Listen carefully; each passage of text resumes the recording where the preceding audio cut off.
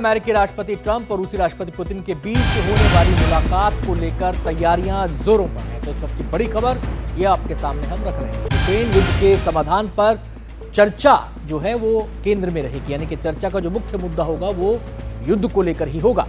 Trump के दूत से पुतिन की मुलाकात के बाद बातचीत को हरी झंडी मिली है। अधिकारियों के मुताबिक अमेरिकी राष्ट्रपति डोनाल्ड ट्रंप और रूसी राष्ट्रपति व्लादिमीर पुतिन इस सप्ताह बातचीत कर सकते हैं, क्योंकि वॉशिंगटन और कीव के यूरोपीय सहयोगी मॉस्को पर 3 साल से चल रहे युद्ध में संघर्ष विराम स्वीकार करने का दबाव बना रहे हैं। आपको बता दें कि इसी हफ्ते सऊदी अरब में वार्ता के बाद संयुक्त राज्य अमेरिका ने 30 दिन के शुरुआती युद्ध विराम का प्रस्ताव रखा था, जिसे यूक्रेन ने तो स्वीकार कर लिया है, लेकिन रूस की तरफ से उस वक्त तक युद्ध विराम के लिए कई शर्तें रख दी गई हैं।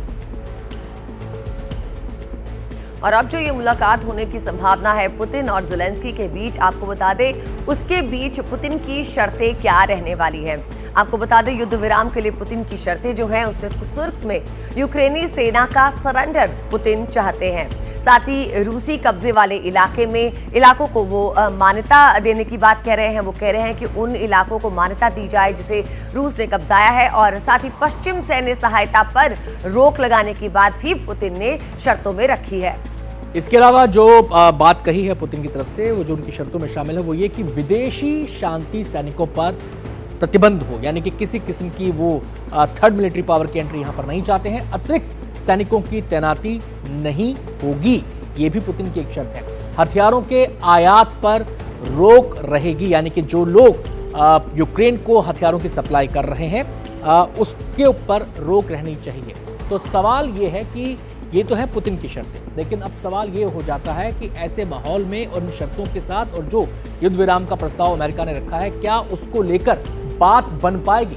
इसी को अब जरा समझते हैं। इसी हफ्ते ट्रंप और पुतिन की मुलाकात होने जा रही है और इस पर पूरी दुनिया की निगाहें टिकी हैं। रूस यूक्रेन युद्ध पर बातचीत होगी, यानी कि केंद्र का जो मुद्दा है वो यही होगा। युद्ध विराम के लिए ट्रंप का प्रस्ताव है जिसको यूक्रेन स्वीकार कर चुका है और निगाहें टिकी हुई हैं पुतिन के ऊपर। अदिति, और फिलहाल जो ट्रंप है उन्होंने कहा ही है कि 30 दिन जो है युद्ध विराम होना चाहिए, जिसके लिए ज़ेलेंस्की ने हामी भरी, लेकिन पुतिन ने उसे नहीं सराहा।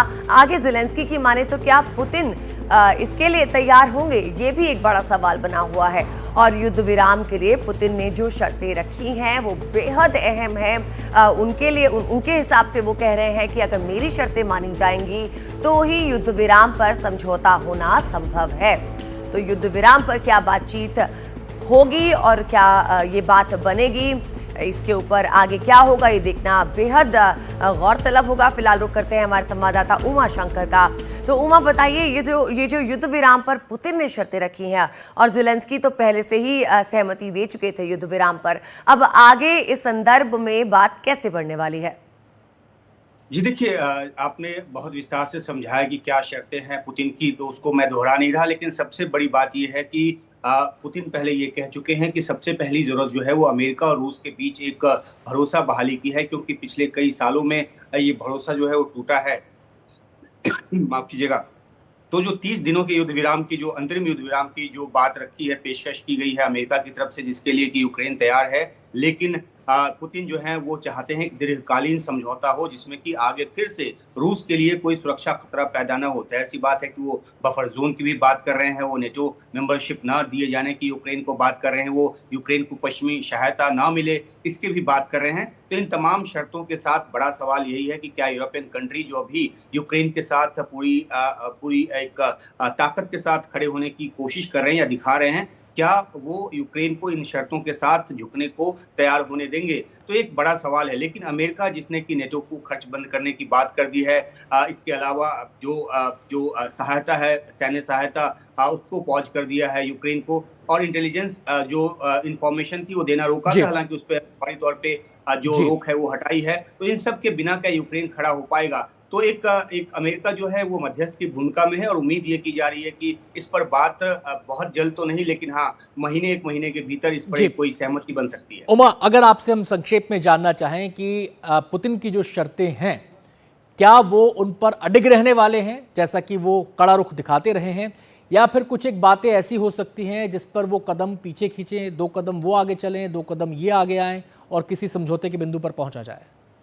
जी देखिए, मुझे लगता है कि राष्ट्रपति पुतिन जो हैं, जिनका हाथ अभी काफ़ी मजबूत है और कुर्स्क क्षेत्र में जहाँ पर कि यूक्रेन की सेना डटी हुई थी, सबसे बड़ा शहर जो सुत्जा है, उस पर भी यूक्रेन की सेना को पीछे खिसकने को मजबूर कर दिया है और रूस ने उस पर दोबारा कब्जा कर लिया है। तो एक जो बार्गेन चिप जो यूक्रेन के हाथ में नज़र आ रहा था, वो भी जाता दिख रहा है और ऐसे में रूस जो है वो किसी शर्त अपनी किसी शर्त से पीछे हटेगा, इसकी संभावना काफ़ी कम लगती है, जी। बल्कि वो समय के साथ अपनी शर्तें हो सकता है और ज़्यादा बढ़ाता चला जाए, जैसे-जैसे यूक्रेन में उसकी सेना और ज़्यादा बढ़ती जा रही है।